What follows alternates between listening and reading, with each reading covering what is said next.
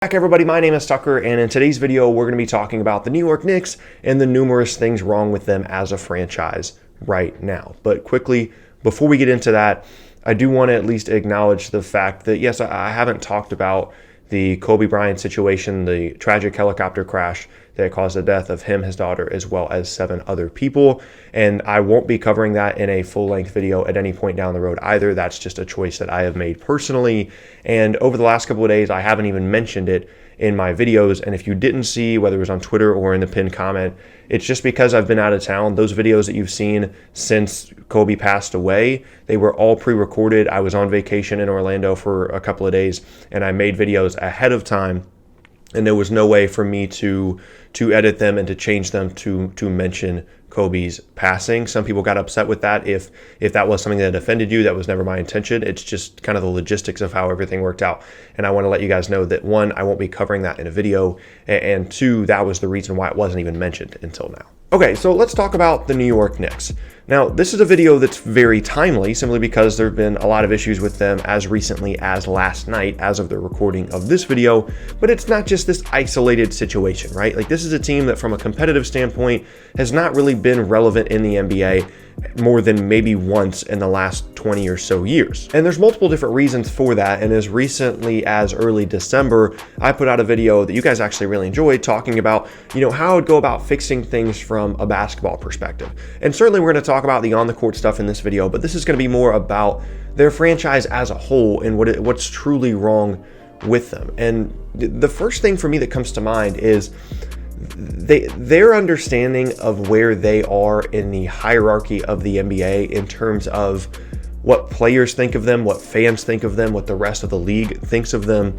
The Knicks as an organization, and I'm using that just kind of as an embodiment of all of the people, whether it's higher ups or people that work there, or just their general idea of where their franchise stands in the league is just wildly different from what everybody else thinks. And the best way to really phrase that in such a shorter way is they're kind of a joke around the league, whether it's because of ownership, because of their front office moves, because of how they've treated players in the past, whether it's because of this idea that they have that there's some model franchise that they're the Knicks, so they get special treatment.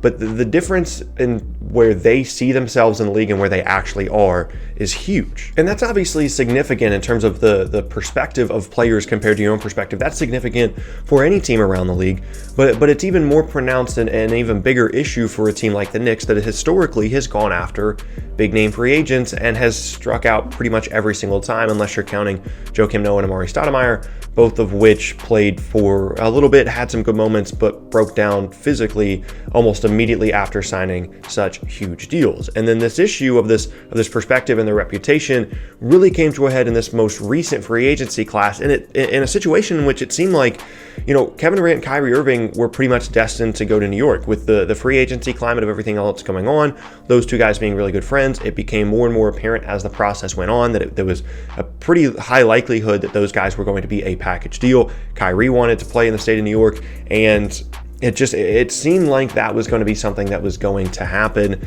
and it seemed like they were the front runners for the longest time. And then that plan maybe not was foiled completely, but that definitely took a hit when they made a midseason trade, trading away Kristaps Porzingis and bringing in DeAndre Jordan, who is really good friends with Kevin Durant and Kyrie Irving, and spent 30 or so games, 35 games with the Knicks. And I'm sure relayed some information to Kevin Durant and Kyrie Irving, like, yeah, this probably isn't the place that we want to go as a group, guys. Like, this probably isn't the move. And again, that is such a significant piece of not only every team in the NBA, but for the Knicks' overall basketball strategy as a whole. And now that brings us to the events of last night, the most recent embarrassment for the New York Knicks. And I'm not going to get into the specifics and the semantics over the fight and who was right and who was wrong, but essentially there was a pretty big brawl at the end of regulation, a game in which the Knicks were getting absolutely pummeled, and that led to, like I said, a physical altercation between a couple of different players. During the game, fans were chanting for James Dolan to sell the team, and then after the game, the Grizzlies couldn't even get running water or hot water to take a shower post-game. So all those things coming together made it a really, really bad night to be a Knicks fan or a Knicks player or a Knicks owner or just to be affiliated with the franchise in any possible way, which was kind of the instigator for this video. And as I said earlier, strictly from a basketball perspective, I talked in early December about how to potentially try and turn around this team.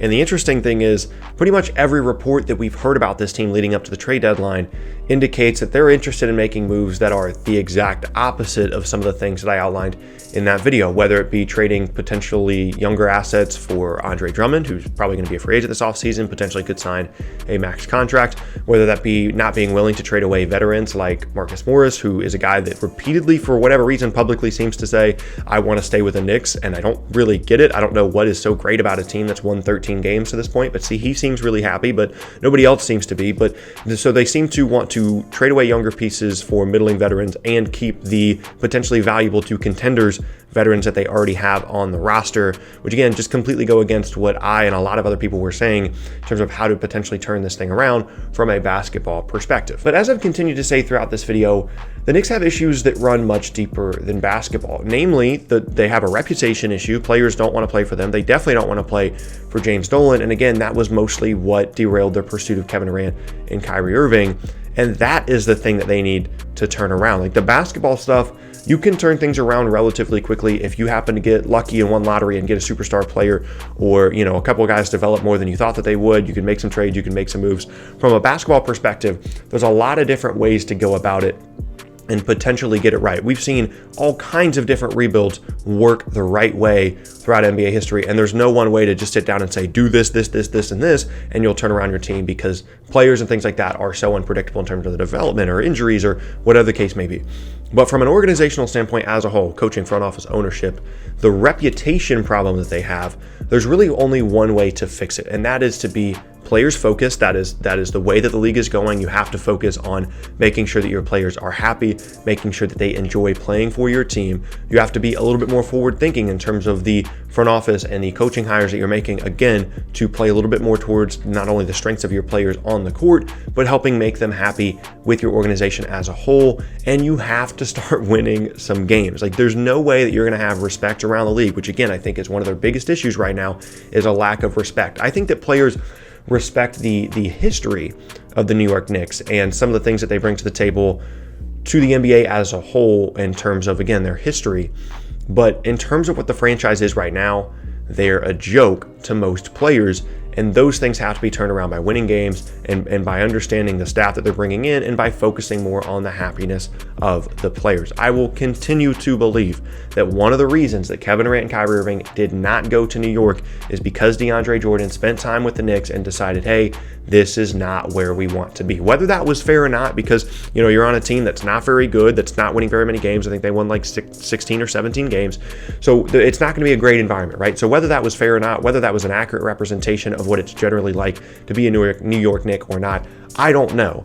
But it seemed like that experience that he had was a huge turnoff to trying to, get those guys to sign in New York in the long run. And the interesting part about all this is that more recently, there have been a lot of comparisons between this Knicks team to the Brooklyn Nets, who are, kind of the little brothers in the city, and in that market, people don't care about them as much. There's not as many fans, and all of that stuff is completely accurate. However, they found a way to turn around their team, and obviously things this year are what they are, but in terms of on paper, they found a way to turn around their team, whether it be trading for D'Lo and then that leading into the KD and the Kyrie stuff, and then potentially being a championship contender next season. They figured out a way to do that in a market in which the Knicks haven't.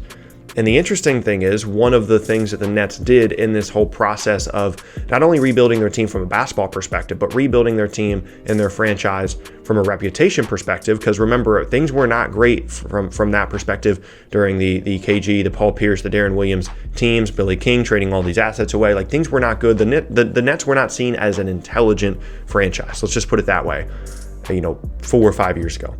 But one of the things that they did was they hired this firm to essentially, reboot their image and to build back up their brand. And the interesting thing is, the Knicks just literally did the exact same thing. They hired the same group and they said, hey, how do we fix our reputation and our brand? So the important thing is that it appears that they're recognizing this as an issue, but there have to be steps made to actually improve it. And it seems like that is something that they're doing right now. So essentially, this is just a wake-up call type video. Hey, Knicks, your team's not very good. James Dolan, figure something out with this group, because whatever you're doing right now is not working. And at the end of the day, if you want out of it, maybe selling the team is the right move. But if you honestly believe that there's a way to turn this thing around with you still as owner, then now would be a great time to start exploring those options, because if this isn't rock bottom yet, it's pretty close.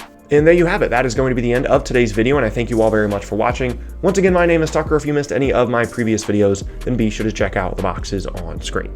Thanks again, and I'll see you all next time.